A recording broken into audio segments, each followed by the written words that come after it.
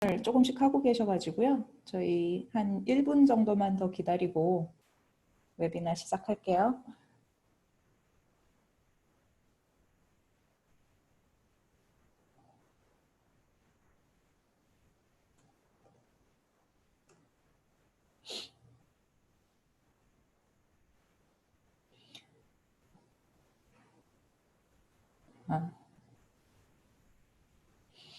네. 저희 이제 웨비나 시작하도록 하겠습니다.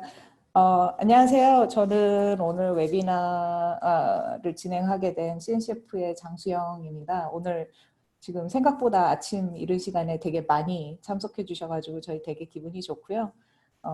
웨비나 즐겁게 진행할 수 있도록 열심히 해보겠습니다. 그리고 저희가 이게 한국에서 하는 첫 번째 웨비나라서요. 많은 관심 가져주신 것 감사드립니다. 오늘 이 CNCF 웨비나 멀티 테넌트 쿠버네티스 클러스터를 운영하기 위해 고려할 사항에 참석해 주셔서 다시 한번 감사드리고요. 오늘 이 발표를 하기 전에 몇 가지 하우스키핑 먼저 하고 그 다음에 오늘 발표해 주실 삼성 SDS의 박한솔 프로님 그리고 최기영 프로님을 소개해 드리도록 하겠습니다. 저희 몇 가지 안내가 있는데요. 발표하시는 동안에 참석하신 분들이 발언하는 거가 들리지 않도록 이 줌이 세팅이 되어 있어요. 그래서 질문이 있으시면 화면 하단에 Q&A 버튼이 있고요. 거기에 질문을 남겨주시면 저희가 발표 끝나고 질문에 답을 해드리는 시간을 갖도록 하겠습니다. 저희 CNCF에서 진행하는 모든 웨비나는요, CNCF의 윤리 강령을 따르고 있고요. 이 윤리 강령의 기본적인 내용은 가능하면 참석하신 분들과 여기 발표하시는 분들에 대한 존중과 배려를 부탁드린다는 그런 내용입니다. 오늘 웨비나는 전부 녹화될 거고요. 이 웹사이트에 오늘 오후 정도에 자료와 함께 공개가 될 거예요. 그러니까는 필요하신 분들은 웨비나 거기서 다시 한번 보실 수도 있고 그다음에 자료도 다운로드 받으실 수 있습니다. 이제 공지사항은 이걸로 그냥 끝내고요. 오늘 발표해 주실 박한솔 프로님, 최경환 프로님 두 분께 이제 진행을 부탁드리도록 하겠습니다. 재미있는 세션이 되었으면 합니다. 감사합니다.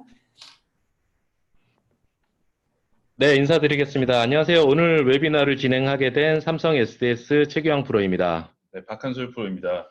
오늘 이렇게 웨비나로 만나뵙게 돼서 반갑습니다. 영어로 듣고 계신 분들이 있을지도 몰라서 짧게 좀 인사하겠습니다. Hello, those who are listening to this webinar in English. Nice to meet you. I'm Carl from Samsung SDS.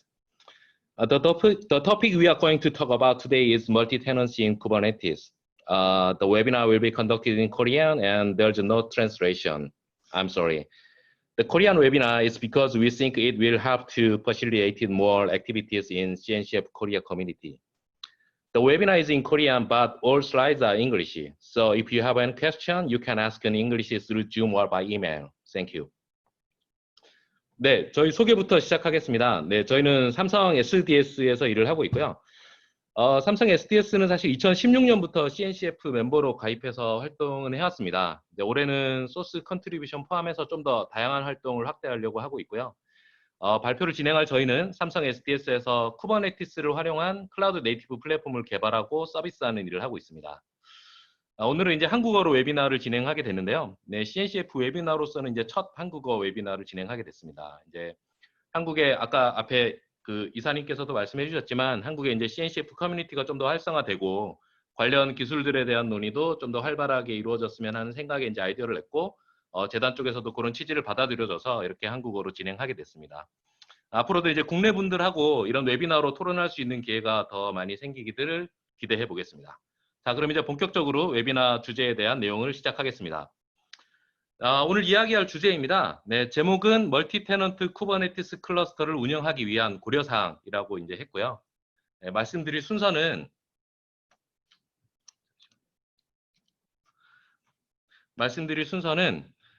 일단 우선 쿠버네티스에서 멀티 테넌트는 어떤 의미와 특징이 있는지를 간단하게 먼저 말씀드리고 그 다음에 쿠버네티스에서는 그러면 어떤 방식으로 멀티 테넌스를 구현할 수 있는지 이제 여러 가지 접근 방향과 각각의 방향에서 고려할 사항들에 대해서 이제 자세히 말씀을 드리겠습니다. 이어서 CNCF 커뮤니티에서는 그러면 멀티 테넌시를 위한 어떤 시도들이 있는지를 좀 소개를 드리고, 마지막으로 저희가 이제 멀티 테넌시의 구현 방법 중에 하나로 진행하고 있는 멀티 클러스터 아키텍처에 대해서 짧게 소개해 드리고 마치도록 하겠습니다.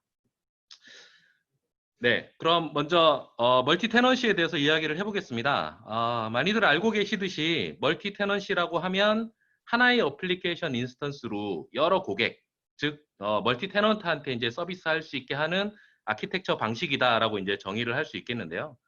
장점으로는 컴퓨팅 리소스 등을 이제 좀 더 효율적으로 활용할 수 있고, 뭐 운영을 위한 비용도 줄일 수 있는 반면에 잠재적인 보안 위협이 있을 수도 있고, 컴플라이언스 이슈 같은 것들이 있을 수도 있고요. 그다음에 뭐 특정 사용자, 즉 테넌트가 과도하게 이제 자원을 사용하는 뭐 노이즈 네이버 같은 문제 등을 이제 고려를 해야 됩니다. 사실 사스 서비스 같은 데서 멀티 테넌시를 많이 이야기하는데, 클라우드 컴퓨팅도 보면 컴퓨팅 자원들을 모아서 이제 여러 테넌트한테 제공하려는 게 목적이다 보니까 결국 클라우드 서비스에서 가장 중요한 개념이 어쩌면 멀티 테넌시인지도 모르겠습니다. 자, 그러면 쿠버네티스에서의 멀티 테넌시는 어떤 의미일까요? 말 그대로 이제 쿠버네티스 환경을 여러 테넌트가 잘 나눠 쓰게 하는 방식이라고 이야기할 수 있습니다. 여기는 이제 몇 가지 좀 생각해 볼 게 있는데요. 첫 번째는 각 테넌트마다 어느 정도의 아이솔레이션이 필요하냐입니다. 쿠버네티스에는 여러 레이어의 이제 자원 개념들이 있는데요. 클러스터도 있고, 노드도 있고, 네임스페이스도 있고, 뭐 팟 컨테이너 같은 것들도 있습니다. 그래서 테넌트 간 어느 정도의 아이솔레이션이 필요하냐에 따라서 저희가 이제 선택할 수 있는 쿠버네티스의 레이어가 달라집니다. 어느 정도의 아이솔레이션이 필요하냐라는 거는 어떤 멀티 테넌시 모델이 필요하냐라고 이제 이야기할 수도 있는데요. 한 회사 내에서 여러 서로 다른 팀들처럼 이렇게 좀 소프트한 멀티 테넌시에 적합한 아이솔레이션이 있을 수도 있고요. 아예 서로 다른 회사를 이제 각각의 테넌트로 보는 하드한 어떤 멀티 테넌시라면 보다 확실한 아이솔레이션 기준이 필요할 수도 있겠습니다.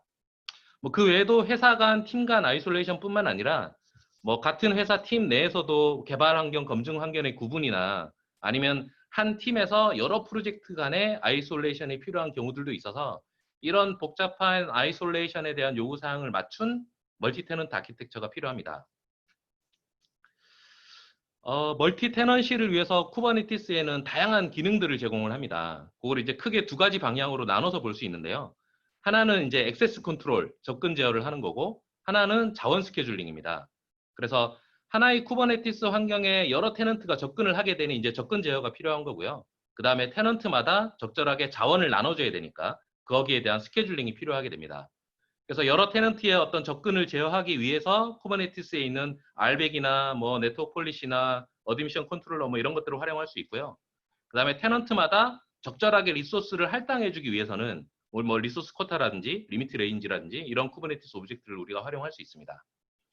근데 이제 쿠버네티스가 제공하는 이런 기본적인 기능들로는 이 아이솔레이션에 대한 요구사항에 완벽하게 이제 개런티를 할 수 없습니다. 이제 특정한 유스 케이스에 대해서는 이런 것들을 보완하기 위한 별도의 구현이 필요하기도 하고, 뒤에 저희가 이제 이런 부분에 대해서는 좀 더 자세하게 말씀을 드리겠습니다.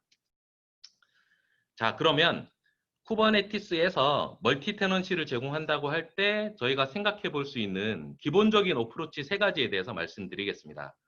이제 결국 어느 레벨에서 멀티 테넌시를 제공할 건가에 따라 달라지는 건데요. 쉽게 네임스페이스 단위로 제공할 거냐, 노드 단위로 제공할 거냐, 아니면 아예 클러스터 단위로 제공할 거냐로 이렇게 나눠서 생각해 볼 수 있겠습니다. 그래서 제일 왼쪽에 있는 네임스페이스 단위로 테넌트한테 이제 제공한다는 거는 쿠버네티스 환경하고 그 다음에 쿠버네티스 클러스터에 있는 노드는 모든 테넌트가 공유를 하는 거고, 특정 네임스페이스를 특정 테넌트가 사용할 수 있도록 이제 제공해주는 방식입니다. 쿠버네티스가 제공하는 가장 이제 기본적인 아이솔레이션 방식이라고 할 수 있고요. 이미 이제 뭐 많이들 이제 이렇게 사용하고 있을 거로 알고 있습니다. 근데 이제 이렇게 쿠버네티스랑 노드를 공유하기 때문에 노드를 공유함으로 인한 이제 여러 가지 문제들이 발생할 수 있거든요. 그러다 보니까 뭐 테넌트마다 노드에 뭐 특별한 하드웨어 요구사항이 필요하다거나 이런 것들 때문에 노드 단위로 이제 테넌트를 나누기도 합니다. 이제 가운데 있는 방식이죠. 그래서 뭐 특정 노드는 특정 테넌트 전용으로 이제 사용할 수 있게 하는 방식입니다. 예를 들어서 테넌트 1번은 노드 1, 2, 3번을 사용하고 테넌트 2번은 노드 4, 5, 6번을 사용하고 이런 식으로 노드를 테넌트한테 나눠주는 방식인 거죠. 마지막 방식은 이제 아예 클러스터를 테넌트마다 나눠주는 방식입니다. 이게 엄밀하게 얘기해서 쿠버네티스 내부의 이제 멀티 테넌시와는 좀 관련이 멀기는 한데요. 현실적으로는 이제 컴플라이언스나 여러 가지 이슈로 가장 이제 많이 요구되는 형태이기는 합니다.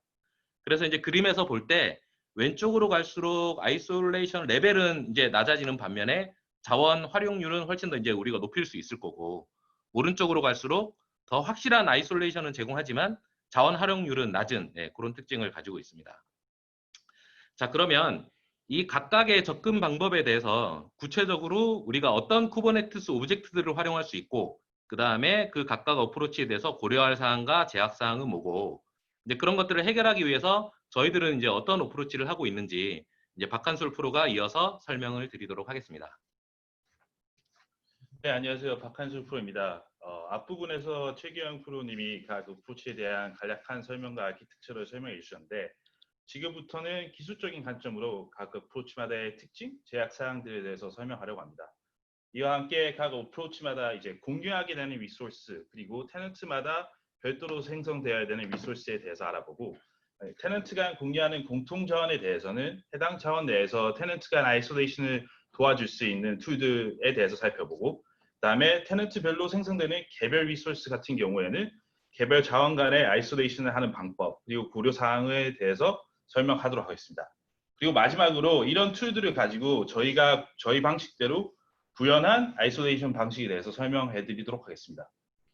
참고로 저희가 앞으로 설명할 뭐 툴들이나 뭐 구현 방식들은 이제 바닐라 쿠버네티스에서도 구현을 할 수 있도록 이제 최대한 쿠버네티스 코어 오브젝트들을 사용했고, 그리고 이와 함께 뭐 사용할 수 있는 다른 CNCF 오픈 소스 프로젝트에 대해서도 설명을 같이 하도록 하겠습니다.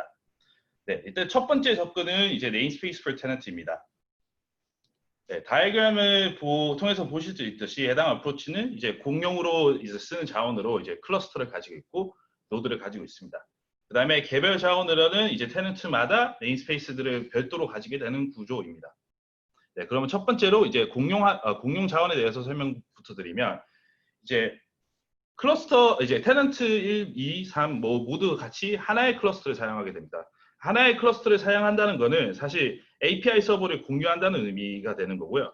그 API 서버 입장에서 보면 이제 리퀘스트가 들어오면 이게 테넌트 1번 리퀘스트인지, 테넌트 2번 리퀘스트인지, 테넌트 3번 리퀘스트인지 이제 구별 또는 아이솔레이션이 필요합니다. 그러기 위해서 필요한 것들이 이제 인증 권한 체계가 될 거라고 보시면 될 것 같습니다. 그래서 쿠버네티스 내에서 인증 권한, 쿠버네티스 내라기보다 API 서버 내에서 인증 권한을 어떻게 처리하는지 설명해 드리도록 하겠습니다. 이제 쿠버네티스는 아시다시피 쿠버네티스 내에는 사용자 관리 체계가 없습니다. 그래서 다른 인증 체계를 사용할 수 있도록 열어두기만 했는데요. 쿠버네티스에서 인식하는 사용자 형태는 일단 유저 그룹이 있고, 그리고 특별히 팟 내에서 API 서버랑 통신을 해야 될 때는 서비스 어카운트라는 개념이 있습니다.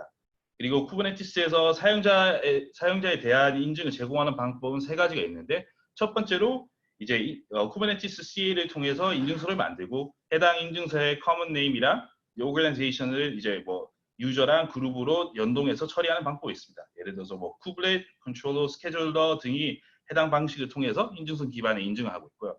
그 외에는 뭐 두 번째 방법으로는 외부에 이제 OIDC, 오픈 아이디 커넥트 서버와 연동해서 해당하는 서버에서부터 JWT 토큰을 받고 그거를 뭐 쿠버네티스랑 연동해서 인증하는 방법이 있습니다. 그리고 마지막으로는 팟 내부에 인증을 처리할 경우 뭐 서비스 어카운트를 만들고 만들어지는 시크릿 내에 토큰 값을 통해서 인증을 제공할 수 있다 정도 생각하면 될 것 같습니다. 그러면 권한은 어떻게 처리하냐? 권한에 대한 부분은 쿠버네티스는 RBAC이라고 하는 거를 통해서 권한 처리를 하고 있는데, RBAC의 약자인 Role Based Access Control을 통해서 알 수 있듯이 이제 롤이라고 하는 오브젝트를 통해서 권한을 처리하고 있습니다. 이제 특정 네임스페이스에 국한된 권한은 뭐 롤이라고 하고, 클러스터 와이드한 오브젝트에 대한 이제 권한 처리를 클러스터 롤이라고 하고, 이거를 바인딩을 통해서 특정 유저한테 이제 말 그대로 엮는 행위를 하는데, 이제 뭐 네임스페이스에 대해서 뭐 바인딩 할 거면 롤 바인딩이 될 거고, 이제 그 전체 클러스터에 대해서 바인딩 할 거면 이제 클러스터 롤 바인딩이라고 하는 오브젝트를 통해서 할 수 있다 정도로 생각해 주시면 될 것 같습니다. 네, 넘어가서 두 번째로 이제 공유하게 되는 리소스에 대해서 설명해 드리겠습니다. 일단 그 테넌트 1, 테넌트 2, 테넌트 3이 뭐 워크로드를 배포를 하면 이제 동일한 노드에 똑같은 노드에 이제 워크로드가 배포가 되게 됩니다. 그러면 예를 들어서 테넌트 1번이 뭐 너무 많은 리소스를 사용해야 하면 사실 테넌트 2, 테넌트 3에도 영향을 주는 이제 노이즈 네이버 문제가 발생할 수 있기 때문에 이거를 이제 노드 내에서 테넌트를 아이솔레이션 하는 체계가 필요합니다. 그래서 그런 체계 가능한 뭐 방법들이 여러 가지 있겠지만 첫 번째로 저희가 살펴볼 거는 클러스터 내에서 이런 노드 내에 테넌트를 아이솔레이션 하는 방법을 찾아보게 될 겁니다. 일단 그거를 쿠버네티스에서 해결하는 방법은 리소스 쿼터랑 그 다음에 리밋 레인지라고 하는 오브젝트들이 있습니다. 뭐 간단하게 설명해 드리자면 리소스 쿼터는 한 네임스페이스 내에 자기가 쓸 수 있는 최대의 양을 제한하는 오브젝트이고요. 이제 리밋 레인지 같은 경우에는 내가 컨테이너를 만들었을 때 최소, 최대를 설정하는 오브젝트라고 생각하시면 될 것 같습니다. 뭐 예제에서 보시면 뭐 간단하게 설명드리면 리소스 쿼터에서는 하드로 이제 CPU 리퀘스트를 1코어 그리고 메모리 리퀘스트를 1기가 이상 못 넘어가게 이렇게 제한을 걸어둔 거고요. 우측에 보면 리밋 레인지는 뭐 컨테이너를 만들 때 CPU를 최소 0.2코어, 뭐 최대 0.8코어로 만들 수 있다. 이런 식으로 제한할 수 있다는 걸 알 수 있습니다. 그 다음에 이제 사실 노드를 같이 쓴다는 개념을 뭐 쿠버네티스를 깔면 당연히 이제 컨테이너 런타임이 깔리게 되는데 그러면 테넌트 간에도 컨테이너 런타임을 쉐어한다는 의미가 됩니다. 그래서 이제 이게 뭐 클러스터 내에서는 관리하는 건 아닌데 이제 테넌트가 이제 컨테이너 런타임을 같이 쓰게 된다고 하면 뭐 이게 뭐 도커가 됐든 컨테이너 D가 됐든 크라이오가 됐든 사실 다 똑같습니다. 그래서 뭐 컨테이너 자체 메커니즘을 보면 이미지를 통해서 이제 리드 온리 레이어들이 있고 그 다음에 제일 위에 컨테이너 레이어가 하는 리드 라이트 레이어가 있습니다. 그럼 이 리드 라이트 레이어들은 사실 호스트에 있는 이제 그 컨테이너 런타임의 스토리지를 사용하게 됩니다. 이것뿐만이 아니라 뭐 예를 들어서 저희가 보는 스탠다드 로그 같은 경우에는 뭐 그것들도 사실 도커 스토리지에 쌓이게 된다고 보시면 됩니다. 그렇다는 의미는 테넌트가 뭐 노드를 통해서 노드에 워크로드를 배포를 하게 되면 그게 각각 테넌트가 도커의 스토리지를 사용한다고 볼 수 있습니다. 그래서 만약에 테넌트 1이 너무 많은 스토리지를 사용했고 너무 많은 로그들이 쌓였다 한다면 테넌트 2, 3번에도 이제 영향이 간다라고 보시면 될 것 같습니다. 그래서 이거를 제어하는 옵션들은 사실 뭐 저희 컨테이너 런타임마다 다 달라서 거기에 따라 가지고 맞춰서 노이즈 네이버를 줄일 수 있는 방안을 찾아야 된다라고 보시면 될 것 같습니다. 그리고 앞에 부분에는 사실 공유하는 shared resource에 대해서 설명해 드렸는데 이거는 테넌트마다 생기는 individual resource에 대해서 설명해 드리도록 하겠습니다. 이제 테넌트 1이 있으면 사실 거기에 맞는 네임스페이스 1번이 있을 거고 테넌트 2가 있으면 거기에 맞는 네임스페이스 2가 있을 거고 테넌트 3이 있으면 네임스페이스 3이 있을 겁니다. 그렇게 아이솔레이션이 됐다는 의미는 사실 네임스페이스 1번의 뭐 리소스 양이 뭐 너무 많아가지고 네임스페이스 2에 영향을 주면 안 되는 게 물론 있을 거고 그다음에 네임스페이스 1에 있는 워크로드가 네임스페이스 2에 있는 워크로드 그러니까 네트워크적으로 통신을 했을 때도 이제 문제가 될 수가 아이솔레이션이 완벽하게 됐다고 말을 못 하게 됩니다. 그와 함께 이제 테넌트 1 같은 경우에는 자기 네임스페이스에서만 뭐 리소스를 만들거나 에디트하거나 딜리트를 해야 되지 테넌트 2에 붙어서 뭐 그런 행위를 하면 안 되기 때문에 뭐 유저 아이솔레이션도 추가되게 됩니다.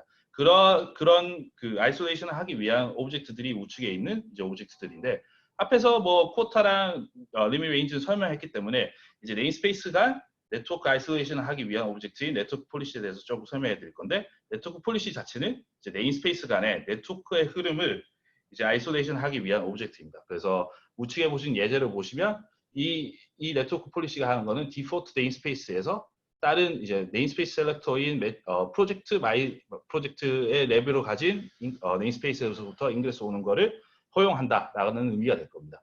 그 다음에 말씀드렸다시피 테넌트 1이 뭐 다른 네임스페이스가 가서 오브젝트를 만들면 안 되기 때문에 유저 아이솔레이션이 필요하고 그러기 위해서 롤 바인딩, 앞에 설명해드렸던 롤 바인딩 또는 롤이 필요하게 됩니다.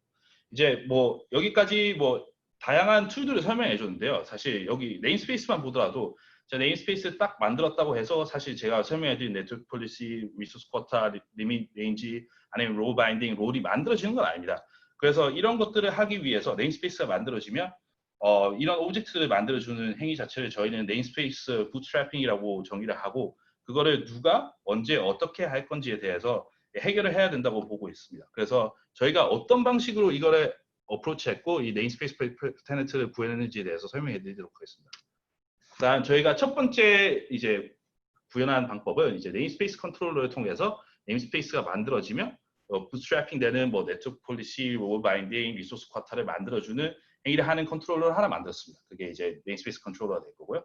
두 번째로는 사용자 인증 같은 경우에는 뭐 인증서를 하는 방식이 있겠지만 그건 너무 수동으로 힘들기 때문에 외부에 있는 OIDC 서버랑 연동을 해서 사용자 토큰을 받아서 다이나믹하게 그걸 통해서 쿠버네티스 API 서버에 인증하는 방식을 채택했습니다. 그러면 이제 그러면 이제 쿠브 컨트롤 로그인 플러그인, 쿠브 컨트롤을 통해서 사용자가 이제 API 서버랑 통신을 하게 될 건데 사실 그 JWT 받아와서 그 뭐 컴픽에 넣고 하는 게 너무 힘들기 때문에 그거를 좀 손쉽게 쓸 수 있도록 저희가 쿠브 컨트롤 로그인 플러그인을 만들어서 사용자들이 쉽게 쿠브 컨트롤을 통해서 JWT 받아와서 그거랑 API 서버랑 연동이 되게끔 했습니다.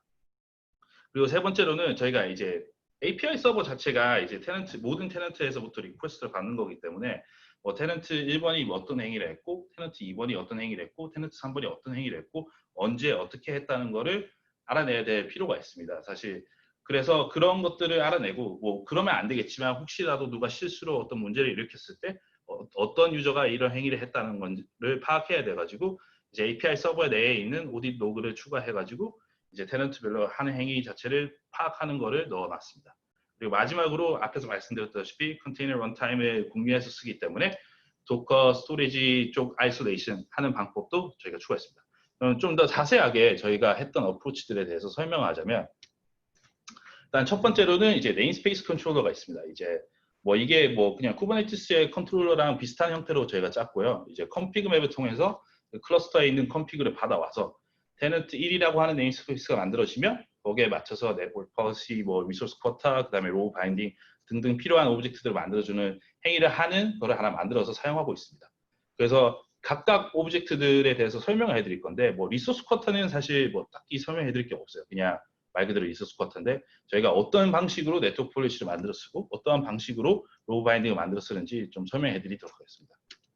일단 첫 번째 네트워크 폴리시인데요. 저희가 이제 네임스페이스를 하나 만들면 디폴트로 세 가지의 이제 네트워크 폴리시를 만듭니다. 일단 첫 번째 거는 디폴트 디나이로 해서 일단 이 네임스페이스 자체를 그냥 아이솔레이션합니다. 외부로부터 오는 통신 자체를 막아버리는 그 디폴트 디나이 네트워크 폴리시를 하나 만들고 그다음에 이제 쿠베 시스템에서부터 오는 트래픽들이 많습니다. 예를 들어서 뭐 로그를 수집하거나 아니면 매트릭 정보를 어플리케이션에서 받아오거나 하는 것들이 있기 때문에 쿠베 시스템은 하나의 매니지먼트 네임스페이스를 보고 거기에서부터 오는 거를 열어두었고 그 다음에 동일한 네임스페이스라는 거는 동일한 테넌트이기 때문에 그 동일한 테넌트를 보고 그 동일한 테넌트 네임스페이스에서 오는 트래픽 자체는 다 열어주는 형태로 되어 있습니다.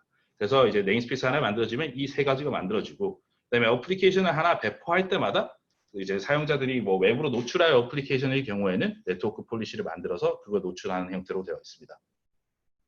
네, 그 다음에 두 번째 오브젝트인 이제 롤 바인딩인데요. 뭐 롤 바인딩은 사용하는 방법이 여러 가지 있습니다. 사실 유저별로 이제 해놔도 되고 아니면 뭐 그룹별로 해도 되고 하는데 저희가 접근한 방식은 그룹별로 이제 권한을 제어하는 방식으로 했습니다. 그래서 테넌트 1이라고 하는 네임스페이스가 만들어지면 클러스터명, 그 다음에 네임스페이스 명점 어드민 에디트 뷰라고 하는 세 가지 다른 로우 바인딩을 만듭니다. 그래서 여기 보시면 그룹에 클러스터 네임.tenant 1.admin이라고 되어 있을 건데 그러니까 OIDC를 통해서 JWT를 받아왔을 때 그룹명에 클러스터 네임.tenant 1.admin이 있으면 그거는 바로 자동으로 어드민 권한을 주어진다고 생각하시면 됩니다. 에디트랑 뷰랑 똑같고 이거의 장점은 사실 OIDC를 통해서 해당 유저를 특정 그룹에만 넣어주면 뭐 별다른 뭐 쿠버네티스의 오브젝트 변경 없이 그냥 그대로 사용할 수 있다 정도로 생각해 주시면 될 것 같고 이제 클러스터 와이드한 어드민 그룹들이 있으면 그거는 그냥 클러스터 네임.점 어드민 에디트 뷰라는 그룹으로 클러스터 롤 바인딩 하나 만들어준다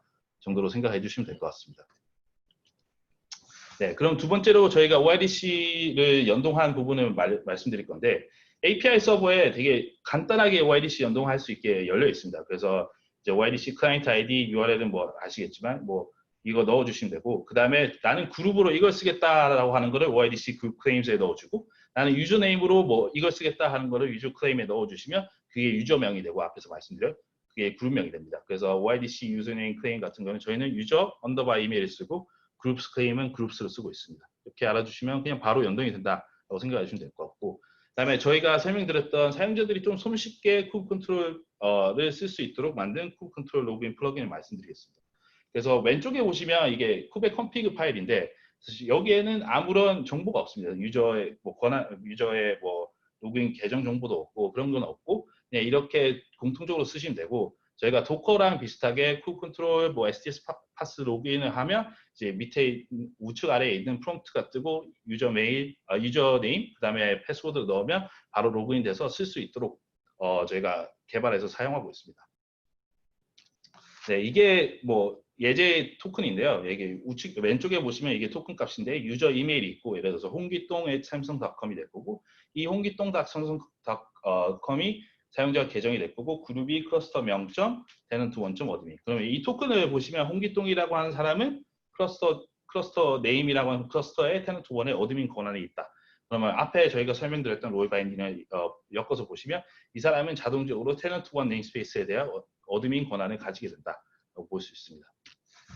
네, 그 다음에 이제 세 번째로 넘어가서 저희가 설정한 오딘 로그에 대해서 설명해 드리겠습니다. 왼쪽에는 이제 오딘 로그 저희가 설정한 폴리시가 되는데 다는 뭐 이제 너무 길어서 못 보여드리고 간단하게 이제 앞부분만 발췌해서 들고 왔는데 이제 API 서버는 사실 받는 리퀘스트 다 이제 오딘 로그로 남기게끔 되어 있습니다. 그게 뭐 쿠블렛이 되든 컨트롤러가 되든 스케줄러가 되든 다 받게 되어 있기 때문에 저희는 이 폴리시를 통해 가지고 이제 그런 뭐 코어 컴포넌트 간의 통신은 이제 빼고 이제 사용자가 쓰는 리퀘스트만 남기도록 해놨습니다. 그래서 우측에 보시면 이게 이제 그 오딘 로그 중 하나인데 저 리퀘스트 URI를 통해서 이게 어떤 리퀘스트를 날렸다. 그리고 버브를 통해서 어떤 뭐 버브를 날렸다. get, list, delete 뭐 이런 패치 이런 버브를 알 수 있고 밑에 보시면 어떤 유저가 날렸다는 것을 다 알 수 있습니다. 그래서 여기 보시면 홍기똥이라고 하는 사람이 그 네임스페이스를 리스트로 받아왔다는 걸 알 수 있고 이걸 통해 가지고 뭔가 문제가 생겼거나 아니면 뭐 테넌트별로 어떤 행위를 하고 있다는 거를 저희가 파악할 수 있습니다.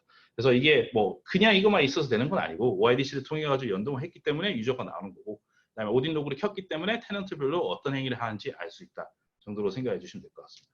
그다음에 마지막으로 이제 도커별 설정 아이솔레이션이 필요하다고 말씀드렸는데 이거 도커 컨테이너 런타임별 이거는 도커의 설정입니다. 그래서 저희가 여기 보시면 오버레이 2점 사이즈는 10기가라 했기 때문에 컨테이너가 하나 떴으면 거기 제일 최상단에 있는 컨테이너 레이어, 그러니까 리드 라이트 하는 레이어에 10기가 이상 라이트는 못하는 형태로 이제 막아놨고 그다음에 로그 자체도 10메가 이상은 못 쌓도록 막아놨습니다. 뭐 그러면 안 되겠지만 예전에 그런 경우가 생길 수도 있는데 예를 들어서 내가 컨테이너를 하나 떼서 그 컨테이너가 1년 이상 넘기로 이렇게 떠 있으면 로그 사이즈를 리밋을 안 걸어주면 로그가 엄청 쌓여가지고 그게 다른 테넌트한테 뭐 문제가 생길 수 있기 때문에 저희가 이런 식으로 아이솔레이션을 주어졌다 정도로 생각해 주시면 될 것 같습니다.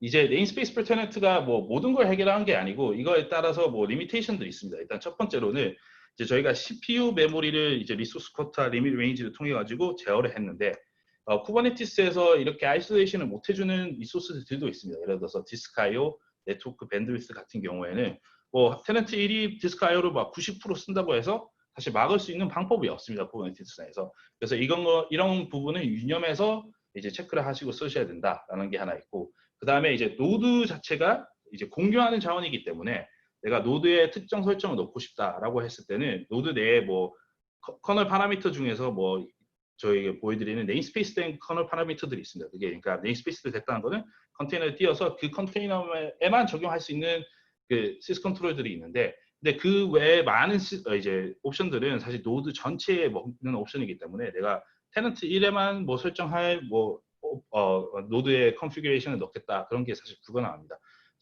그래서 그것도 유념해 주셔야 되고 엘라스틱서치 같은 경우에는 이런 커널 옵션이 필요한데 이거를 만약에 그 OS 그 노드에 설정하면 그냥 그 테넌트에는 다 이 옵션을 먹는다라고 생각해 주시면 될 것 같습니다. 그다음에 세 번째는 뭐 각각 CNI마다 다른데 대부분의 많은 CNI들이 이제 그 노드에 뜬 컨테이너에서 뭐 밖으로 호출을 날렸을 때 소스 IP가 사실 노드 IP를 달고 가는 경우가 많습니다. 그러면 이제 전통적인 방화벽의 입장에서 보면 그 노드에 뭐 테넌트 1, 2, 3, 4, 5 뭐 아니면 더 많게 테넌트들이 각각 서비스를 띄워서 쓰고 있을 건데 이게 구별하기 힘들어집니다. 이게 테넌트 1에서 온 그 리퀘스트인지 테넌트 2에서 온 리퀘스트인지 그래서 이런 이그레스 IP 자체를 구분하는 게 힘들어진다. 그 다음에 이제 또 다른 이제 공통 요소인 이제 클러스터를 공유하기 때문에 뭐 쿠버네티스 컨트롤 플레인에 뭐 내가 어드미션 컨트롤러 넣고 싶다 아니면 뭐 이런 옵션을 넣고 싶다 하는 게 테넌트별로 구분한 게 불가능합니다. 그 다음에 마지막으로 이제 클러스터 와이드한 오브젝트들도 분명히 있기 때문에 뭐 네임스페이스가 됐든 노드가 됐든 아니 PB는 이제 스토리지 클래스를 통해서 해결할 수 있지만 이런 클러스터 와이드한 오브젝트들에 대한 권한 제어가 쉽지가 않다 정도로 생각해 주시면 될 것 같습니다. 이제 앞부분은 사실 첫 번째 네임스페이스를 테넌트별로 네임스페이스를 쪼갰을 때 발생하는 저희가 할 수 있는 어프로치들, 그 다음에 뭐 그 쿠버네티스 코어 오브젝트, 그 다음에 리미테이션들에 대해 설명했고요. 이제 두 번째로는 이제 테넌트별로 노드를 나눴을 때 발생하는 이제 쉐어하는 리소스, 그 다음에 아이솔레이션 되는 리소스에 대해서 설명하도록 하겠습니다. 네, 이제 다이어그램을 통해서 볼 수 있듯이 쉐어드하는 리소스는 앞에서와 똑같이 클러스터를 쉐어하고 있고 개별로 테넌트별로 쪼개지는 리소스는 노드가 됩니다. 그러면 이제 공용하는 이제 공통으로 쓰는 리소스인 컨트롤 플레인 이제 클러스터에 대해서 살펴보면 이건 사실 네임스페이스 풀 테넌트랑 똑같은 입장이라고 보시면 됩니다. 테넌트 여러 명이 API 서버를 통해 가지고 같이 쓰고 있기 때문에 권한 인증은 당연히 들어가야 되고 테넌트별로 이걸 쪼개져야 되는 게 당연히 들어가야 된다라고 보시면 될 것 같고요. 이제 두 번째로는 이제 노드를 이제 개별로 이제 테넌트별로 쓰고 있기 때문에 그러니까 테넌트 1의 워크로드는 테넌트 1의 노드로만 가야 되고 테넌트 2의 워크로드는 노드 2로만 가야 되고 테넌트 3의 워크로드는 노드 3에만 가야 된다는 게 사실 굉장히 중요합니다. 그래서 그렇게 돼야지만 노드를 통한 아이솔레이션이 됐다고 볼 수 있기 때문에 그게 중요한데 그러면 이거는 사실 뭐 스케줄링의 영역이라고 볼 수 있습니다. 그래서 워크로드를 스케줄링 할 때 테넌트 1은 노드 1으로, 테넌트 2는 노드 2로만, 테넌트 3은 노드 3로만 가게끔 하는 게 이제 필요합니다. 그러기 위한 이제 쿠버네티스 내에 가능한 방법은 일단 첫 번째로는 노드 라벨링이라고 하는 노드 라벨, 노드 셀렉터, 노드 어피니티가 있습니다. 이거는 조금 더 이제 저희는 여기 셀렉티브 어프로치라고 써 있는데 좀 선택적인 어프로치라서 예를 들어서 나는 뭐 디스 타입이 SSD인 팟으로 보내고 싶다. 아니면 뭐 노드 셀렉터 테넌트 1 뭐 노드 타입은 테넌트 1인 노드로 보내고 싶다라고 하는 거를 명시적으로 주어져야 됩니다. 노드 어피니티, 안티 어피니티는 비슷한 건데 여기에 뭐 in이나 뭐 or, and 이런 조건을 더 줘서 조금 더 표현이 많이 되게끔 노드 셀렉터로 확장한 거라고 보시면 될 것 같습니다. 이런 것들이 하나 있고 그리고 두 번째로는 이제 taint toleration 어프로치가 있습니다. 이제 taint 같은 경우에는 이 노드를 taint를 해서 그러니까 여기 노드에 스케줄이 안 되게끔 막는 어프로치입니다. 그래서 내가 이 노드에 그 스케줄링 하고 싶으면 toleration이라고 하는 이제 그 오브젝트까지 아니라 toleration이 한 걸 팟에 넣어서 그 팟이 그 노드로 가게끔 설정을 해줘야 된다라고 보실 수 있습니다. 네, 여기서 앞에서 제가 설명해드린 노드 셀렉터, 뭐 노드 테인트 이런 것들은 다 사실 사용자의 영역입니다. 왜냐하면 팟에다 넣어야 되고 그 다음에 뭐 디플로이먼트에 넣어야 되고 하는 영역이기 때문에 뭐가 중요하게 되면 이거 자체를 인포스 하는 게 되게 중요합니다. 그래서 예를 들어서 테넌트 2가 나는 노드 셀렉터 잘못 넣어가지고 1번 노드에 배포가 되면 안 되잖아요. 이제 아이솔레이션을 해야 되기 때문에. 그러면 이게 또 중요한 게 이런 걸 넣는 것뿐만이 아니라 이거를 어떻게 강제화하고 인포스를 할 건지도 되게 중요하게 됩니다. 그래서 이런 것들을 해결하기 위한 거는 뭐 두 가지가 있는데 첫 번째로 이제 클라이언트 사이드 인포스먼트가 있는데 저희도 사실 이제 쿠버네티스 쓰면서 매니지먼트 포털이 있는데 이제 매니지먼트 포털을 통해서 쿠버네티스 API를 감싸놓고 리퀘스트가 오면 거기 매니지먼트 포털에서 이제 사용자 권한에 따라서 뭐 테넌트 1에 맞는 셀렉터로 넣어줘서 뒷단을 보내는 게 한 방법이 될 것 같습니다. 그래서 클라이언트 사이드 인포스먼트가 될 거고 그 다음에 사실 뭐 이거 앞에 다 맡기면 되는데 사실 서버 사이드에도 이런 거를 제어할 필요가 있기 때문에 그런 거를 하기 위한 쿠버네티스 내에 가능한 방법이 뭐가 있냐면 첫 번째로는 이제 다이내믹 어드미션 컨트롤러라고 있는데 저희가 어드미션 컨트롤러들은 되게 많이 쓰는데 사용자가 나만의 어드미션 컨트롤러를 만들어서 쓰고 싶다라고 했을 때 그게 가능하게끔 열어주는 플러그인 형태가 이제 쿠버네티스에 있는 게 이제 validating 웹훅 그다음에 mutating 웹훅입니다. 이제 validating 웹훅 같은 경우에는 이게 리퀘스트를 체크해서 이게 밸리드한 리퀘스트인지 뭐 체크하는 거고 뮤테이팅 같은 경우에는 사용자 나만의 뭐 특정 그 스펙을 넣는 형태로 뭐 리퀘스트를 뮤테이트 변경을 시켜가지고 뭐 뒷단에 etcd에 저장할 수 있는 형태가 되어 있습니다. 그래서 이런 식으로 다이내믹 어드미션 컨트롤을 통해서 자기만의 유저만의 웹훅 서버를 만들고 거기에 따라서 이제 테넌트 웨어하게 이걸 리퀘스트를 처리할 수 있다가 하나가 될 거고요. 그다음에 두 번째로는 사실 그렇게 막 추천드리지 않는데 커스텀한 테넌트 웨어한 스케줄을 만들어서 내가 팟을 배포했을 때 이 스케줄러 쓰세요 해서 그 스케줄러에서 체크를 해서 특정 노드로 가게끔 할 수 있는 방법도 있습니다. 그래서 이제 뭐 다이내믹 어드미션 컨트롤러 쓰든 아니면 이제 커스텀한 스케줄러 쓰든 이런 식으로 통해서 인포스가 가능하다고 보시면 될 것 같고, 그러면 저희가 이러한 툴을 어떻게 활용해서 우리 쪽에서 적용하고 있는지에 대해서 설명해 드리도록 하겠습니다. 일단 첫 번째로는 저희가 노드 라벨이랑 테인트를 둘 다 쓰고 있습니다. 이제 테인트는 이제 주로 이제 어떤 방식으로 쓰냐면 이제 뭐 인그레스 컨트롤러 아니면 로깅 스택, 모니터링 스택 등 이제 커먼한 서비스들이 있는데 그거를 한 뭐 특정 노드로 이렇게 넣어두고 그쪽에는 이제 테넌트들의 워크로드를 못 가도록 테인트를 하는 게 하나 있고요. 그 다음에 이제 테넌트 노드마다 라벨을 줘서 노드 셀렉터나 노드 어피니티를 통해서 그쪽으로만 발표되게끔 하는 방법을 채택하고 있습니다. 그 다음에 두 번째 이제 말씀드렸다시피 뭐 이제 워크로드 스케줄링도 중요하지만 그걸 인포스하는 것도 되게 중요해서 저희가 쓰는 방법은 이제 노드 셀렉터가 제대로 들어갔는지 이제 앞단 뭐 매니지먼트 포털에서 하고 있기는 하지만 이제 뒷단 서버에서도 하게끔 저희가 넣어놓은 게 이제 밸리데이팅 웹북입니다. 이제 밸리데이팅 웹북은 설명했다시피 자기만의 그 웹북 서버를 만들어서 이거를 체크해야 되는 건데 이 웹북 서버를 만드는데 공수가 생각보다 많이 들어서 저희는 오픈 소스인 OPA를 썼습니다. OPA 뭐 프로나운스 이제 발음은 오파를 써서 이제 이거를 좀 손쉽게 썼습니다. 이제 오파가 하는 역할은 뭐냐면 이제 오픈 소스고 CNCF의 프로젝트인데 되게 제너럴 퍼포스한 폴리시 엔진입니다. 그래서 뭐 쉽게 설명해 드리면 저희가 폴리시를 적용하면 이쪽에서 정의한 레고라고 하는 언어를 통해서 정의를 하면 그걸 리퀘스트를 왔을 때 그 정의된 폴리시에 따라서 이 뭐 리젝트를 하든 어프로브를 하든 그거를 자동으로 해주는 좀 손쉽게 해주는 뭐 오픈 소스라고 보시면 될 것 같습니다. 그래서 생각보다 괜찮고 쿠버네티스에서 쓸 수도 있고 뭐 EC2에서 쓸 수도 있고 뭐 다른 API 게이트웨이에서 쓸 수 있기 때문에 한번 확인하고 써보는 것도 또 추천드립니다. 그래서 저희는 이걸 통해서 저희만의 웹북 서버를 통해서 만들고 있다 정도로 생각해 주시면 될 것 같고, 그래서 이거를 랩업해서 저희의 워크플로우를 보여드리면 이제 노드 퍼 테넌트를 이제 뭐 A라고 하는 테넌트가 매니지먼트 포털을 통해서 리퀘스트를 날릴 거고 그 매니지먼트 포털에서 그 권한 체크를 해가지고 이게 뭐 어떤 테넌트인지 확인해서 셀렉터나 뭐 어피니티나 뭐 톨러레이션을 넣어서 API 서버로 날립니다. 그럼 API 서버에서 저희가 등록한 validating admission 웹북을 통해서 이제 이 리퀘스트가 왔기 때문에 이쪽으로 보내고 그게 저희가 뒤에 뒷단에 있는 오파 쪽에 있는 게이트 키퍼를 써서 이게 적절한 이제 노드 셀렉터인지 어피니티인지 체크한 다음에 디나이나 어프루브 하게 되면 디나이를 하면 당연히 들어가겠고 어프루브 하면 해당 내용이 etcd에 저장이 되겠고 그러면 스케줄러가 etcd에 있는 내용을 보고 이제 레컨사일을 해서 이거를 각각 테넌트에 맞는 노드로 스케줄을 해준다라고 보시면 될 것 같습니다.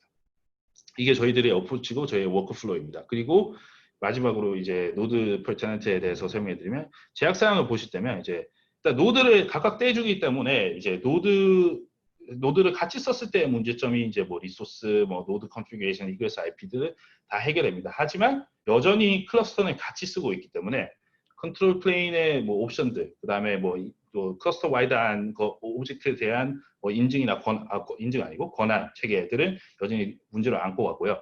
그 다음에 리소스 유틸라이제이션이 뭐 네임스페이스에 비해서 당연히 떨어질 수밖에 없습니다. 그래서 그거는 감안해 주셔야 되고, 그 다음에 뭐 마지막 7번이 사실 생각보다 큰 문제일 수도 있는데 네임스페이스 같은 경우에는 뭐 테넌트가 새로 들어왔다고 하면 이제 네임스페이스만 만들면 네임스페이스 컨트롤러에서 뭐 필요한 그 오브젝트들을 만들고 바로 쓸 수 있는데 테넌트가 새로 추가됐다고 했을 때는 노드 포 테넌트 같은 경우에는 이제 노드를 하나 만들고 노드를 이제 클러스터에 조인을 해야 되고 거기에 노드의 셀렉터를 라벨을 줘야 될 거고 그 다음에 뭐 오파든 뭐 커스텀 웹북을 통해서 폴리시를 넣어줘 준 다음에야 서비스가 프로비전이 가능하기 때문에 리드 타임이 테넌트가 새로 들어왔을 때 리드 타임이 굉장히 길어진다라고 생각해 주시면 될 것 같습니다. 이제 그러면 이제 뭐 네임스페이스 per tenant, 노드 per tenant를 살펴봤고 마지막으로 테넌트별로 이제 그냥 클러스터 뚝뚝 떼주는 부분에 대해서 설명하도록 하겠습니다.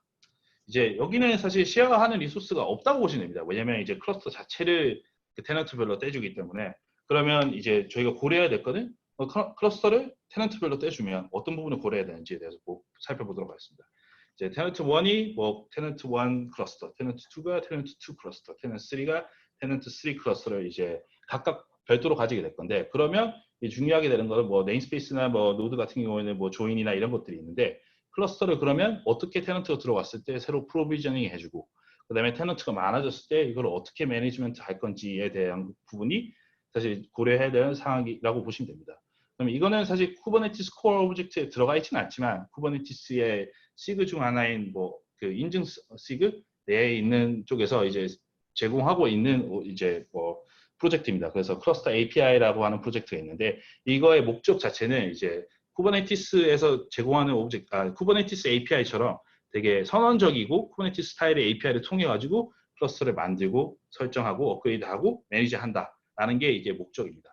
그래서 이게 사실 거의 유일한 대안이라고 볼 수 있는데 이게 클러스터 API가 있고 저희가 그러면 이제 클러스터 포 테넌트를 어떻게 어프로치하고 어떻게 쓰고 있냐고 보시면 저희는 사실 그래서 클러스터 API를 써서 이게 저희만의 임플리멘테이션을 만들어서 사용하고 있습니다. 그래서 현재 그 임플리멘테이션들은 뭐 클러스터 API 다른 뭐 vSphere, Azure, AWS의 머신 임플리멘테이션이랑 인테그레이션이 가능하고 간단하게 이제 보여드리면 이제 사용자가 이제 뭐 쿠버네티스 팟을 만들든 디플로이먼트를 만들든 그거랑 비슷하게 이제 오브젝트를 하나 만듭니다. 그래서 클러스터 명을 넣고 나는 이러한 머신들을 쓰고 싶어. 이게 스몰이나 라지가 될 거고 내 컨트롤 플레인들은 뭐 1개, 뭐 3개 이런 식으로 만들고 싶다라고 하는 거를 선언적인 형태로 이제 오브젝트로 만들어서 이제 매니지먼트 클러스터에 적용을 하면 이제 그거에 따라서 이제 클러스터 API 임플리멘테이션이 클러스터를 만들고 이제 제공해 준다라고 보시면 될 것 같습니다. 그래서 저희는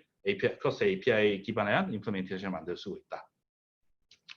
네, 근데 이제 뭐 클러스터 포 테넌트를 했을 때 뭐 리미테이션들, 그러니까 공용으로 썼을 때 제약 사항들은 사실 다 사라진다고 보실 수는 있습니다. 다만 이제 문제 자체는 리소스 유틸라이제이션이 그만큼 더 떨어지게 되고 그 다음에 이제 테넌트별로 이제 신규 테넌트로 들어왔을 때 리드 타임이 아무래도 길어질 수밖에 없습니다. 클러스터 만들고 노드 만들고 뭐 이런 식으로 해야 되고 그 다음에 만들어진 쿠베 컨피그를 전달해야 되고 하는 행위 자체가 되게 길어지기 때문에 리드 타임이 길어지고 그 다음에 뭐 클러스터가 테넌트가 100명이 됐으면 이제 클러스터가 100개가 되고 100개가 됐다고 하면 엔드포인트가 100개가 되고 쿠베 컨피그가 100개 됩니다. 그러면 이제 뭐 쿠버네티스 써본 사람들은 아시겠지만 컨텍스트를 100개 왔다 갔다 하면서 쓰는 게 굉장히 힘들고 이거 매니지하는 게 너무 힘들기 때문에 이런 부분들은 고려를 해야 된다라고 보시면 될 것 같습니다.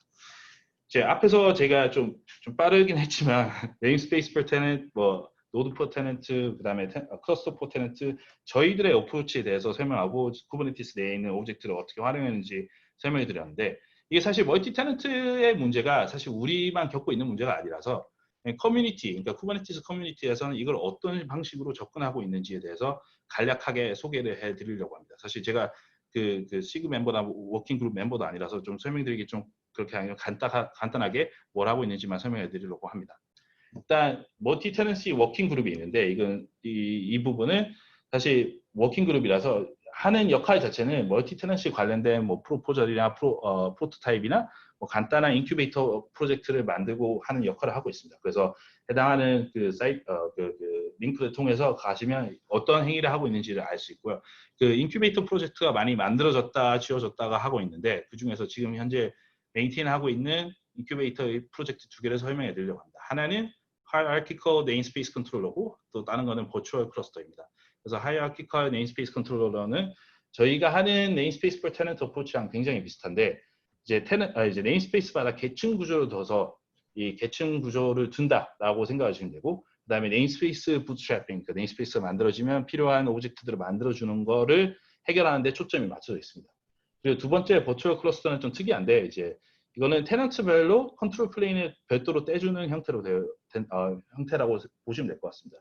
그래서 etcd API 서버 컨트롤러를 테넌트별로 떼주는 형태라고 보시면 되고 좀 더 자세히 설명해드리면 Hierarchical Namespace Controller의 경우는 최상위 뭐 네임스페이스가 있을 거고 그 밑에 차일드 네임스페이스가 있을 거고 거기에 따라서 뭐 차일드가 차일드 생길 수 있을 건데 그 하는 구조 자체는 계층 구조로 두고 있기 때문에 차일드가 만들어지면 그 위에 상위단에 있는 그 네임스페이스의 RBAC이나 네트워크 폴리시를 상속해서 아무 역할을 안 해, 사용자가 행위를 안 해도 그게 자동으로 파퓰레이트 되게끔 하는 뭐 템플릿화 했다 정도로 생각해 주시면 될 것 같습니다. 그래서 저희가 하고 있는 네임스페이스 컨트롤러와 비슷한 건데 뭐 여기 같은 경우에는 오거나이제이션 예를 들면 오거나이제이션을 삼성 SDS로 두면 팀은 뭐 예를 들어서 우리 팀 제가 있는 팀이 될 거고 그 다음에 뭐 서비스 A를 만든다고 하면 저희 팀 네임스페이스를 만들면 삼성 SDS에 뭐 RBAC이랑 폴리시를 다 상속받아서 자동으로 만들어질 거고, 저희가 서비스 A를 만들면 저희 네임스페이스에 있는 RBAC이랑 뭐 시크릿이나 네트워크 폴리시 같은 것도 다 상속받는 형태로 이제 부트래핑 문제를 해결한다라고 보시면 될 거고, 두 번째 이제 버추얼 클러스터가 좀 특이한 건데, 이거는 테넌트별로 컨트롤 플레인을 하나씩 떼준다고 보시면 됩니다. 근데 이게 버추얼 클러스터인 이유는 이거를 뭐 별도로 클러스터 만드는 형태가 아니고 이제 매니지먼트 클러스터 내에 그 컨트롤 플레인들을 띄워가지고 쓴다고 보시면 되고, 좀 특이한 거는 노드는 또 쉐어합니다. 그래서 테넌트별로 노드는 쉐어하는데 컨트롤 플레인만 띡띡띡 떼서 사용하고 있다 보시면 되고, 그래서 내가 뭐 팟을 배포로 하면 그 노드의 그 물리적인 노드의 팟이 배포가 될 거고, 그게 싱커라고 하는 오브젝트를 통해서 테넌트 1의 컨트롤 플레인에 그게 뜨게 되는 형태로 되어 있습니다. 그래서 그 한 클러스터 내에 컨트롤 플레인을 쪼개서 컨트롤 플레인을 같이 써서의 문제점은 좀 어느 정도 해결이 가능하다. 하지만 노드를 같이 쓰기 때문에 노드를 같이 썼을 때의 문제점은 그대로 가져가고, 또 다른 제약 사항은 이제 쿠블렛 CNI, 쿠브프록시, 쿠브DNS 같은 경우에는 테넌트웨어 하지 않습니다. 그래서 설정들을 맞춰줘야 되는 부분이 있습니다. 예를 들어서 쿠브DNS IP를 맞춰주든 뭐 그런 식의 맞춰줘야 되는 게 있기 때문에 그거는 좀 고려하셔야 되고, 그 다음에 데몬셋이 뭐 지원이 안 됩니다. 왜냐면 노드를 같이 쓰기 때문에. 그래서 그런 제약 사항들이 있다 정도로 생각해 주시면 될 것 같습니다. 그래서 랩업을 하자면 저희가 뭐 저희 어프로치, 제가 생각하는 어프로치는 뭐 네임스페이스 퍼 테넌트, 노드 퍼 테넌트, 클러스터 퍼 테넌트가 될 거고요.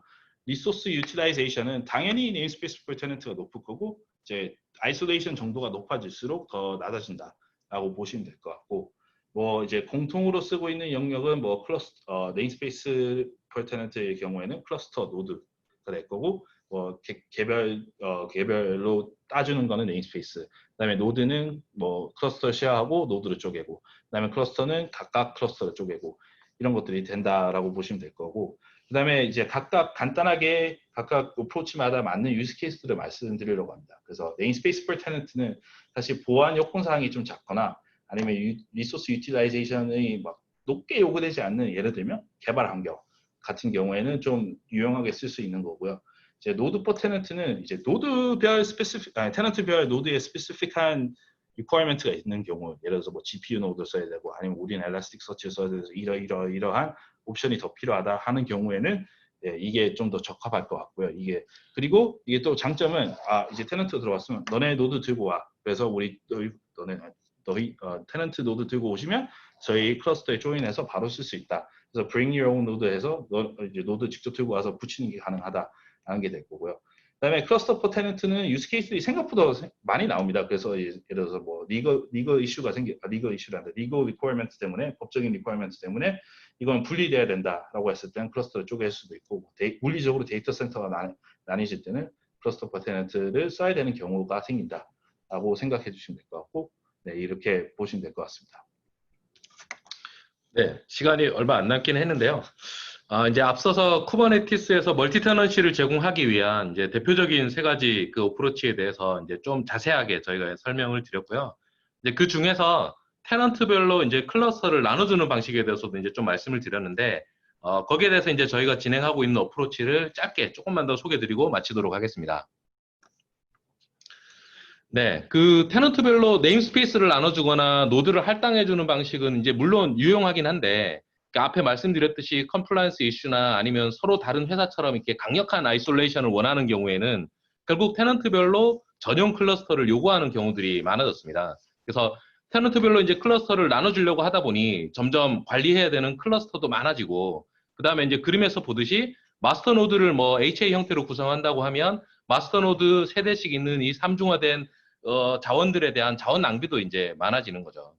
그래서 이런 마스터 노드나 컨트롤 플레인들을 모아서 관리형 서비스로 어떻게 제공해 줄 수는 없을까가 이제 고민이 되는데요. 그래서 커뮤니티 내외에 있는 이제 여러 아이디어들을 모아가지고 이제 컨트롤 플레인 애저 서비스를 저희가 만들어 보기로 했습니다.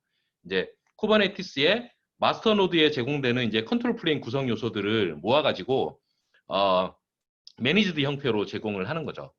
그 사실 이제 퍼블릭 클라우드에 많은 매니지드 쿠버네티스 서비스가 있는데 그게 내부적으로는 다 유사한 형태일 거라고 저희는 생각을 하고 있습니다. 그래서 아이디어는 마스터 노드에 있는 어떤 그 컨트롤 플레이에 있는 구성 요소들을 매니지먼트 클러스터라고 하는 쿠버네티스 클러스터에 모아서 서비스를 하는 겁니다. 이제 그림으로 조금 더 자세하게 설명을 드리면 마스터 컴포넌트가 모여있는 매니지먼트 클러스터가 있고 그 다음에 각 테넌트들이 사용하는 타겟 클러스터가 있는데 테넌트가 직접 사용하는 전용 클러스터에는 마스터 노드가 없습니다. 그래서 매니지먼트 클러스터에다가 팟으로 컨트롤 플레인에 해당되는 API 서버, 컨트롤러, 매니저, 스케줄러, etc 같은 걸 띄우고 그 다음에 테넌트 노드를 엮어가지고 클러스터로 이제 제공하는 방식인 거죠. 이제 테넌트 1번이 나는 워커 노드 4대 규모의 쿠버네티스 클러스터가 필요하다라고 오면 매니지먼트 클러스터에 테넌트 1번용 네임스페이스를 만들고 거기에 컨트롤 플레인 구성 요소인 뭐 API 서버 이런 거를 띄운 다음에 테넌트 1번에 이제 워커 노드 4대랑 결합해가지고 클러스터를 하나 이제 만들어주는 방식입니다. 뭐 테넌트 2번에 워커 노드 2대가 필요하다 그러면 그것도 마찬가지인 거고요. 그래서 이런 아이디어들을 활용을 한다면 이제 저희가 만약 퍼블릭 클라우드에 쿠버네티스 클러스터를 여러 개 제공해달라 뭐 이런 요건들이 있을 때 컨트롤 플레인들은 프라이빗에 다 모아놓고 매니지먼트 클러스터 형태로 그 다음에 워커만 퍼블릭 클라우드에 두는 형태의 이제 하이브리드 클라우드 구성도 이제 가능하게 됩니다. 이렇게 내용이 좀 길어져서 간단하게 일단 멀티 클러스터에 대한 내용은 이제 소개만 드렸고 다음번에 이제 저희가 또 다른 기회를 만들어서 요거에 대한 자세한 구현 방식이나 뭐 아키텍처를 설명드릴 수 있는 자리를 만들도록 하겠습니다. 여기까지 이제 쿠버네티스에서 멀티 테넌시를 제공하기 위한 다양한 방식들과 고려해야 될 사항들을 이제 설명을 드렸는데요. 쿠버네티스 자체로 네이티브한 기능들을 조합해서 멀티 테넌시 기능이 제공이 가능하긴 하지만 사실 추가로 고민해야 될 것들이 많이 있고요. 그리고 뭐 각자 필요한 아이솔레이션 요구사항이 어떤 거냐에 따라서 여러 가지 전략들을 취할 수 있을 것 같습니다. 네, 설명은 여기까지 마치고요. 질문 주신 사항들 중에 저희가 답변할 수 있는 게 있는지 질문들을 좀 확인을 해보겠습니다. 네. 제가 지금 보니까요. 질문창이 아니라 채팅창에 질문을 남겨주신 분이 있으시거든요. 한번 봐주시겠어요? 프로님? 네네네. 그 노드를 VM으로 하면 노드 전체 커널 환경 변수 등등 일부 문제들이 해결되지 않나요?라고 질문을 주셨는데요. 노드를 VM으로 한다고 해도 이제 노드 자체의 파라미터를 줘야 되면 예를 들어서 그게 네임스페이스 된 파라미터가 아닐 경우에는 그 노드 VM 위에 있는 컨테이너들은 다 해당 노드 전체 커널 파라미터를 가져가기 때문에 그거는 뭐 동일한 문제가 발생한다고 보실 수 있습니다. 그래서 그거를 VM으로 쓴다고 해서 문제가 해결될 것 같지는 않습니다. 엄밀하게 얘기하면 결국 OS를 공유하는 거거든요. 그러니까 OS의 커널 파라미터를 적용을 하면 그게 그 OS 위에 뜨는 컨테이너들은 다 동일한 커널 파라미터 적용을 받는 거예요. 근데 이제 어떤 특정 팟이나 특정 컨테이너들은 뭐 어떤 특정한 커널 파라미터들이 필요한 경우들이 있어서 그런 경우에는 이제 노드를 쉐어하는 경우에는 이제 서로 문제가 될 수 있는 겁니다. 네, 그리고 다른 질문인 이제 이 문서를 받으실 수 있냐고 여쭤보셨는데 이게 아마 웨비나 끝나면 저희가 PDF로 올려드릴 건데 그거를 보시면 될 것 같습니다.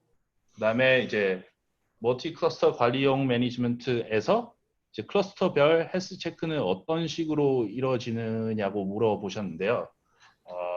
네, 결국 이제 매니지먼트 클러스터에 그 해당되는 타겟 클러스터의 컨트롤 플레인들이 저희가 다 팟으로 띄우게 되거든요. 그럼 이제 클러스터가 헬스하다는 거는 컨트롤 플레인들이 제대로 떠 있고 ETC나 이런 것들이 정상적으로 동작하느냐인데 매니지먼트 클러스터에도 이제 모니터링 체계들이 있습니다. 거기에 이제 프로메테우스나 이런 걸 띄우고 각 타겟 테넌트별 클러스터에 대한 그 컨트롤 플레인들을 팟의 어떤 정상적인 상황들을 체크해서 그걸로 여러 클러스터들을 이제 한꺼번에 모니터링 할 수 있습니다.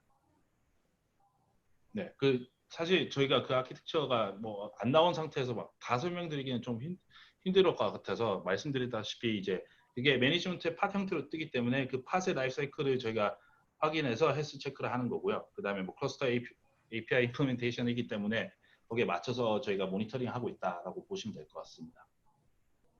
네.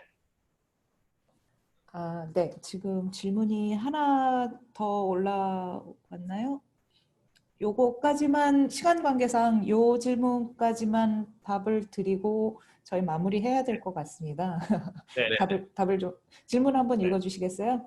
네네. 이어서 질문 드린 거. 그럼 클러스터별 워커 노드들에 대한 헬스 체크는 어떻게 이루어지냐라고 물어보셨는데, 방법이 두 가지가 있는데 저희가 사실 크로스 API 머신을 쓰기 때문에 그 머신 CID를 통해서 뭐 어느 정도 헬스 체크를 하는 게 있고 그 다음에 저희가 각 에이전트별로 이제 밑에 있는 그 클러스터별로 이제 워크노드에 에이전트를 띄웁니다. 그래서 그 헬스 체크를 그쪽에서 모니터링해서 들고 오는 게 있어서 그거를 통해서 헬스 체크를 한다라고 보시면 될 것 같습니다. 그게 사실 매트릭이라서 뭐 프로메테우스를 통해서 저희가 체크하고 있다 정도로 생각해 주시면 될 것 같습니다. 뭐 조금 더 네네. 뭐 구체적으로는 사실 네. 질문이 마지막에 막 몰려오고 있는데 저희 네, 감사합니다라는 답변이 올라왔네요. 네. 예, 오늘 박 프로님, 최 프로님 좋은 발표해 주시고 Q&A도 답해 주셔서 감사합니다. 시간이 지금 다 됐고요. 그래서 이제 마무리해야 되는데 저희가 이제 한국어로도 이런 웨비나들을 좀 자주 진행했으면 하는 게 저희 CNCF 재단의 바람이고요. 그래서 오늘 웨비나에 참석해 주신 모든 분들 감사드리고 발표해 주신 두 분 프로님 감사드리고요. 아까 궁금하셨던 거 웨비나 녹화 영상이랑 슬라이드랑 다 오늘 CNCF 웹사이트에 그 웨비나 섹션에 올라올 거거든요. 그러니까 못 보신 분들께도 좀 공유해 주시고 많이 알려주세요. 네. 그 감사합니다. 추가적인 질문은 저희 이메일로 이렇게 다 보내주셔도 될 것 같습니다. 네. 긴 시간 들어주셔서 감사합니다. 네, 네, 감사합니다. 감사합니다. Thank you, Christy. We're done.